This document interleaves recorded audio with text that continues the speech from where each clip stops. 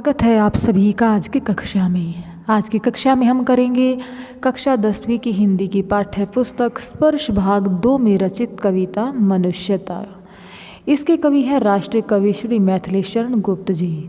मनुष्यता कविता गुप्त जी द्वारा रचित एक श्रेष्ठ रचना है। इस कविता में कवि ने मनुष्य को परोपकार करने की प्रेरणा दी है, साथ ही साथ मनुष्य को राष्ट्रहित और उदारता की भावना को अपने जीवन में अपनाने के लिए प्रेरित किया है। प्रत्येक व्यक्ति को संबोधित किया गया है। कवि ने मानवता के पूरे पूरे लक्षण उसी मनुष्य में माने हैं जिसने अपने और अपनों के हित चिंतन से पहले और सर्वोपरि दूसरों का हित चिंतन माना है। तो शुरू करते हैं आज की कविता।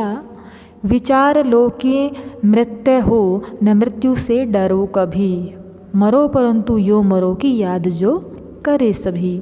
अब इन दो पंक्तियों में कवि ने क्या बताया है कि विचार लो कि मृत्यु हो। मृत्यु का अर्थ होता है मरणशील, अर्थात जिसका मरना तय है, निश्चित है। अब कवि ने बताया है प्रस्तुत पंक्तियों के माध्यम से कि मनुष्य जीवन जो है वो नश्वर है, मनुष्य मरणशील है। जिसका जन्म हुआ है उसकी मृत्यु भी अवश्य होनी है। इसलिए जब मृत्यु निश्चित है तो फिर उससे भयभीत नहीं होना चाहिए। विचार लो कि मृत्यु हो न मृत्यु से डरो कभी। जब मनुष्य मरणशील है, उसका मरना निश्चित है, तो फिर उससे भयभीत नहीं होना चाहिए। मरो परंतु यो मरो। हमारी मृत्यु ऐसी होनी चाहिए कि मृत्यु के उपरांत भी लोग महान कार्यों के लिए हमें सदैव स्मरण करें, कि याद जो करे सभी, कि हमारे मरने के बाद भी संसार में हमें याद किया जाए। कवि ने यह बताने की कोशिश की है कि हमारी मृत्यु इस प्रकार की होनी चाहिए कि इस दुनिया से चले जाने के पश्चात भी लोग हमें हमारे महान कार्यों द्वारा हम हमेशा जो है वो स्मरण करें, याद करें। हुई न यो सु मृत्यु तो वृथा मरे वृथा जिए। हुई न यो सुमृत्यु तो कवि ने कहा है कि यदि इस प्रकार की हमारी सुमृत्यु का अर्थ होता है गौरवशाली मृत्यु, यदि हमारी इस प्रकार की गौरवशाली मृत्यु न हुई तो हमारा जो है वृथा मरना, हमारा जो मरना है वो भी वृथा है, बेकार है, और जीना भी बेकार है। कोई ऐसा महान और गौरवशाली काम करते करते मरो ताकि तुम्हारी मृत्यु जो है वो गौरवशाली मृत्यु बन जाए। हमारी मृत्यु के पश्चात लोग हमें याद नहीं करते और हमारी याद में आंसू नहीं बहाते तो हमारा जीना मरना दोनों ही व्यर्थ है, बेकार है। हमारी मृत्यु भी लोक कल्याण के हित में होनी चाहिए। मरा नहीं वही की जो जिया न आपके लिए। जो मनुष्य अपने जीवन में, यहाँ कवि ने बताने की कोशिश की है कि मरा नहीं वही कि जो जिया न आपके लिए। जो मनुष्य अपने जीवन में लोक मंगल या लोक मंगलकारी कार्य में अपना समय नहीं बिताते, उनका जीवन जो है वो पशु तुल्य होता है, क्योंकि मात्र पशु ही अपने व्यक्तिगत स्वार्थ की पूर्ति हेतु जीवन जीता है। जो अपने लिए जीता है वह पशु के समान है। पशु प्रवृत्ति है कि आप चरे। जिस प्रकार से पशु जो है वो अपना पेट भरने तक ही सीमित रहते हैं, तो स्वार्थी जो मनुष्य है वो भी अपने आप तक सीमित रहते हैं। उन्हें समाज से, इस जगत से कोई सरोकार नहीं होता। वही मनुष्य है कि जो मनुष्य के लिए मरे। सच्चा मनुष्य वह है जो संपूर्ण मनुष्यता के लिए जीता है और मरता है। इसलिए वास्तव में मनुष्य कहलाने का अधिकारी वही है जिसमें स्वार्थ भावना के स्थान पर परमार्थ भाव है, अर्थात जो दूसरों के सुख के लिए जीता है, जो दूसरों की हित पूर्ति के लिए अपना जीवन जीता है। तो इन पंक्तियों में कवि ने क्या बताने की कोशिश की है? कवि ने बताया है कि परोपकार के लिए जीने वाले की जो मृत्यु है उसी को सुमृत्यु कहा जाता है। संस्कृतनिष्ठ जो है खड़ी बोली का प्रयोग किया गया है, संस्कृत के शब्दों का प्रयोग किया गया है। आप में पुनरुक्ति प्रकाश अलंकार है। संपूर्ण काव्यांश तुकांत शैली के साथ उद्बोधन शैली में लिखा गया है और सामासिक शब्दावली का प्रयोग किया गया है। अब चलते हैं अपने दूसरे पद्यांश की ओर। उसी उदार की कथा सरस्वती बखानती, उसी उदार से धरा कृतार्थ भाव मानती। उसी उदार, उदार अर्थात दानी, सहृदय, बखानना, बखानना का अर्थ होता है वर्णन करना, धरा अर्थात धरती पृथ्वी, कृतार्थ, कृतार्थ अर्थ है अर्थात धन्य होने का भाव, जो अपने आप को धन्य माने, सौभाग्यशाली। कीर्ति, कीर्ति का अर्थ होता है यश, सृष्टि का अर्थ होता है ब्रह्मांड। तो पंक्तियाँ देखिए, उसी उदार की कथा सरस्वती बखानती। प्रस्तुत पंक्तियों में कवि उदारता के भाव पर प्रकाश डालते हुए क्या कहता है कि सरस्वती उसी उदार मनुष्य का गुणगान करती है। उसी उदार की कथा, उसी उदार, उसी दानी सहृदय व्यक्ति या फिर मनुष्य का गुणगान जो है वो सरस्वती करती है, जो इस अनंत संसार के साथ, इस अनंत संसार के साथ अखंड आत्मीयता रखता है, अर्थात इस पूरी सृष्टि को, इस पूरे ब्रह्मांड को, इस पूरे विश्व को अपना परिवार मानता है। पृथ्वी भी ऐसे उदार व्यक्तियों के प्रति कृतज्ञ होती है। उसी उदार से, उसी सहृदय दानी व्यक्ति के प्रति जो पृथ्वी है वो भी क्या अपने आप को क्या महसूस करती है? कृतज्ञ महसूस करती है। संसार भर में उनकी कीर्ति का यशोगान होता है। किसका यशोगान होता है? उस उदार व्यक्ति की जो कीर्ति है उसका यशोगान जो है पूरे संसार में होता है। उस उदार की सदा सजीव कीर्ति कूजती। उस उदार व्यक्ति की जो कीर्ति है, उसका जो यशोगान है पूरी सृष्टि में गूंजता है, तथा उसी उदार को समस्त सृष्टि पूजती। सब व्यक्ति उस उदार चेतना का सम्मान करते हैं। कवि का मानना है कि यही वह भाव है जिससे वैश्विक एकता और अखंडता को एक नई दिशा मिलती है। अखंड आत्मभाव जो असीम विश्व में भरे, वही मनुष्य है कि जो मनुष्य के लिए मरे। तो कवि ने बताने की कोशिश की है जिससे वैश्विक एकता, पूरे विश्व में एकता और अखंडता की भावना को एक नई दिशा मिलती है। किसके द्वारा? ऐसे दानी सहृदय व्यक्ति के द्वारा। वास्तव में वही मनुष्य है, वही मनुष्य सच्चे अर्थों में मनुष्य कहलाने के अधिकारी होते हैं, जो मनुष्यता की रक्षा के निमित्त या मनुष्यता की रक्षा के लिए अपने प्राणों का बलिदान कर देते हैं। तो कवि के अनुसार उदार व्यक्तियों का यश ही विश्व में फैलता है।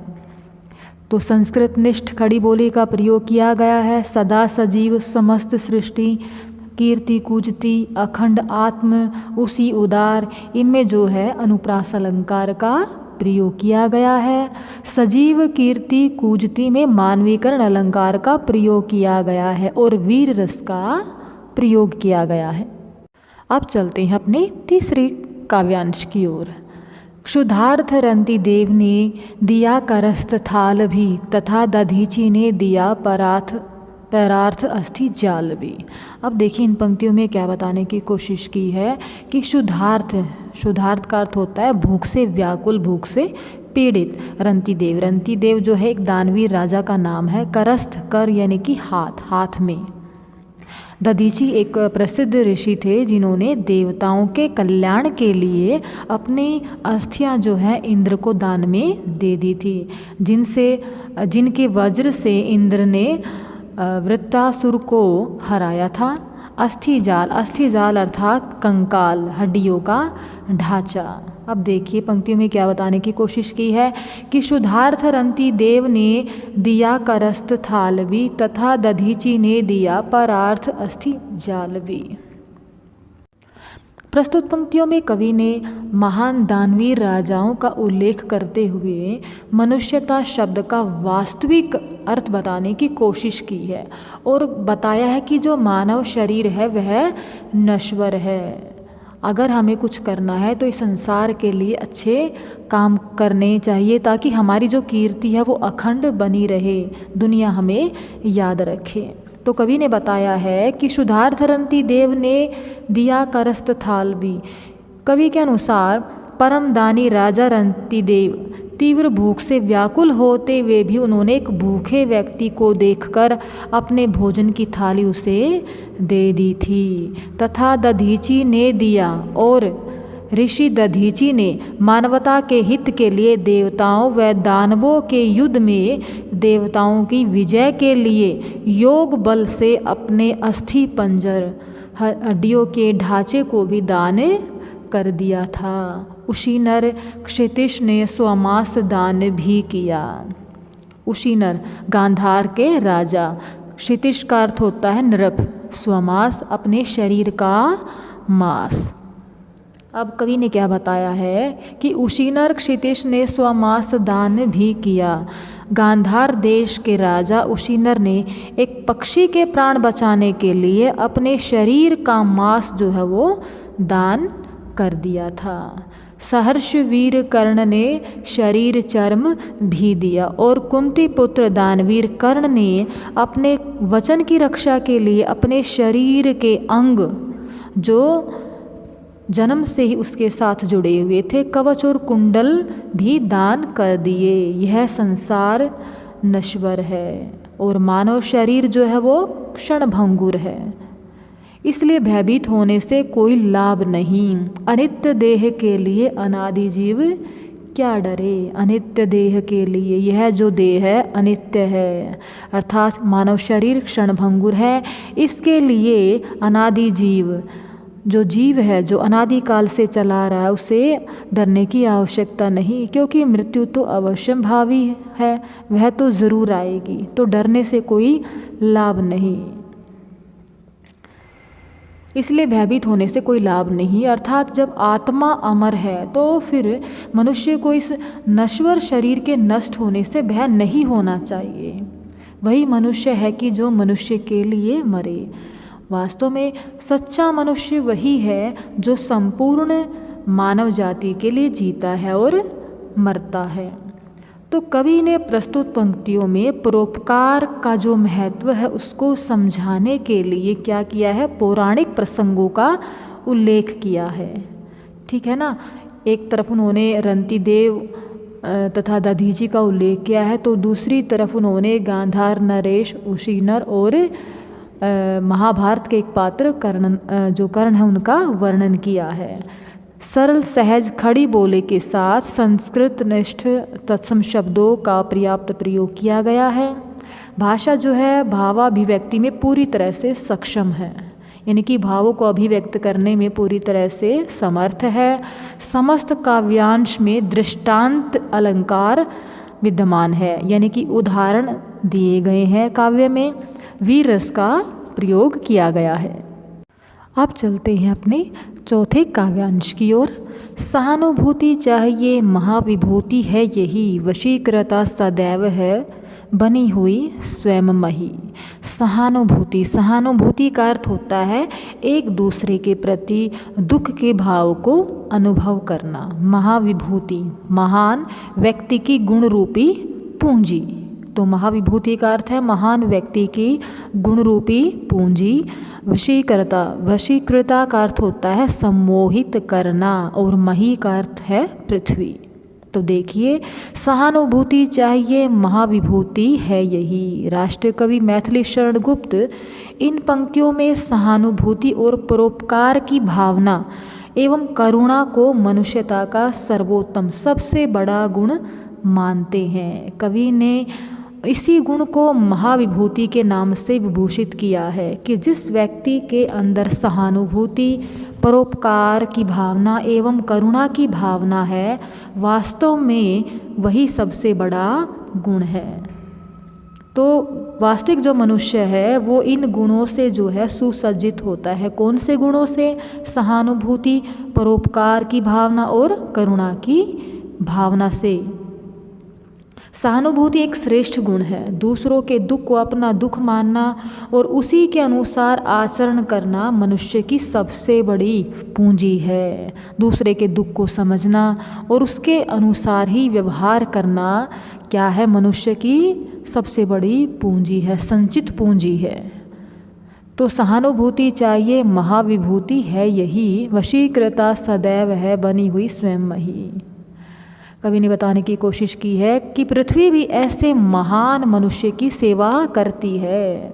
वशीकृता यानी कि जो पृथ्वी है वो भी ऐसे लोगों की ओर आकर्षित होती है, सम्मोहित होती है जो दूसरों की सेवा करते हैं, जो सहानुभूति के गुण से सुसज्जित होते हैं।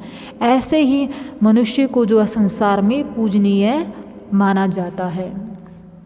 विरुद्धवाद बुद्ध का दया प्रवाह में बहा, विनीत लोक वर्ग क्या न सामने झुका रहा। विरुद्धवाद यानी कि विरोधी बातें, लोक वर्ग होता है लोगों के विभिन्न वर्ग, विनीत का अर्थ होता है झुका हुआ। तो यहाँ पर कवि ने क्या बताने की कोशिश की है कि विरुद्धवाद बुद्ध अर्थात महात्मा बुद्ध का दया प्रवाह में बहा।